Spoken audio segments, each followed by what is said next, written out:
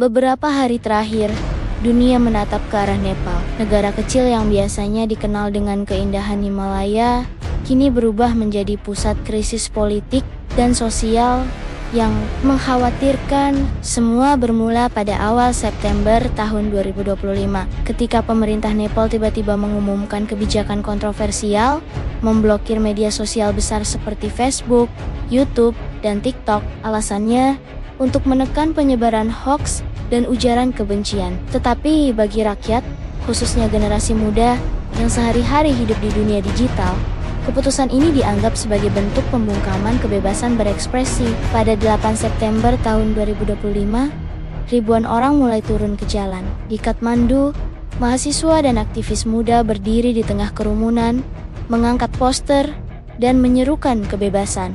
Demonstrasi awalnya berjalan damai, namun ketegangan meningkat ketika aparat berusaha membubarkan massa dengan gas air mata dan pentungan. Teriakan berubah menjadi bentrokan, dan situasi semakin tidak terkendali. Hanya sehari kemudian, pada 9 September tahun 2025, Nepal terjun ke dalam kekacauan. Protes yang tadinya damai berubah menjadi kerusuhan. Gedung-gedung pemerintah dan kantor media diserang. Api membakar rumah beberapa pejabat. Jalanan penuh dengan massa yang marah. Dalam situasi kacau itu, penjara-penjara besar dibobol. Lebih dari 13.500 narapidana melarikan diri, menambah ketakutan rakyat. Laporan menyebutkan antara 19 hingga 25 orang tewas, sementara ratusan lainnya luka-luka. Rumah sakit dipenuhi korban bakin lorong.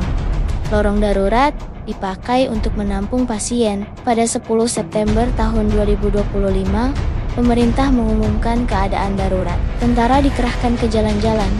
Patroli militer menjaga ibu kota. Jam malam diberlakukan dengan ketat. Namun, meski ada larangan keluar rumah, suara protes belum padam. Demonstrasi terus berlangsung di beberapa titik, bahkan semakin meluas. Rakyat tidak hanya marah soal larangan media sosial, tetapi juga menumpahkan kekecewaan yang sudah lama terpendam.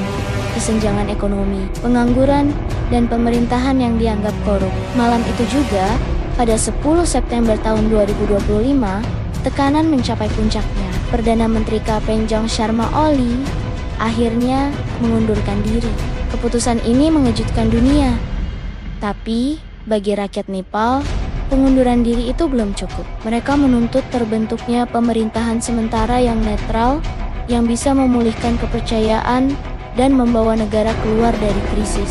Keesokan harinya, di 11th of September 2025, muncul satu nama yang mendadak jadi sorotan, Birendra Shah, wali kota Kathmandu.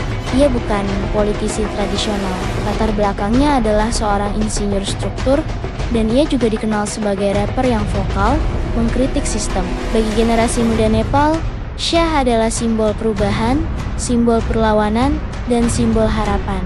Popularitasnya melonjak di tengah krisis. Dianggap sebagai tokoh yang bisa membawa angin segar ke politik Nepal. Namun krisis ini belum berakhir.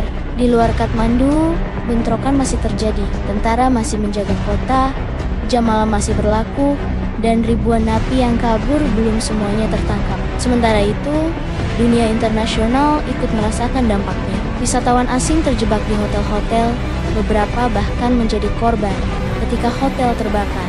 Negara-negara tetangga, termasuk India, mengeluarkan peringatan perjalanan dan menyerukan dialog damai. Bagi rakyat Nepal, terutama generasi mudanya, ini adalah pertaruhan masa depan. Apakah mereka akan berhasil mengubah negaranya menjadi lebih bebas, transparan, dan demokratis? Ataukah krisis ini justru menjerumuskan Nepal lebih dalam ke dalam kekacauan politik? Yang jelas, sejak tanggal 8 hingga 11 September tahun 2025, Nepal telah menulis salah satu bab paling kelam dalam sejarahnya. Bab yang penuh dengan api, darah, dan air mata.